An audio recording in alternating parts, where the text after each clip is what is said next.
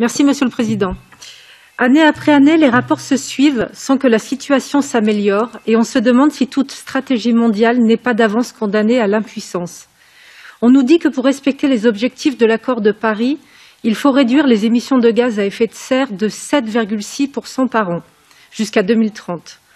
Or, la pandémie de Covid-19 a entraîné une baisse des émissions mondiales d'environ 7% cette année. Autrement dit, un Covid par an, c'est l'ampleur des transformations à envisager.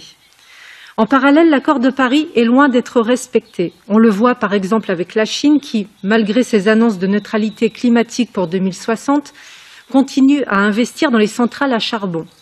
Et d'ailleurs, vous le dites, même si l'accord était respecté, la trajectoire de réchauffement se poursuivrait.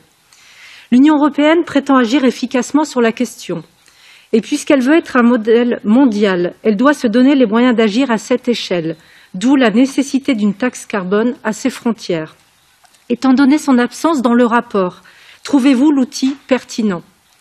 Enfin, il n'est pas fait une seule fois mention du nucléaire dans le rapport, une énergie pourtant pilotable, stable et décarbonée, plus vertueuse que les énergies renouvelables. Est-ce que l'on peut s'en passer?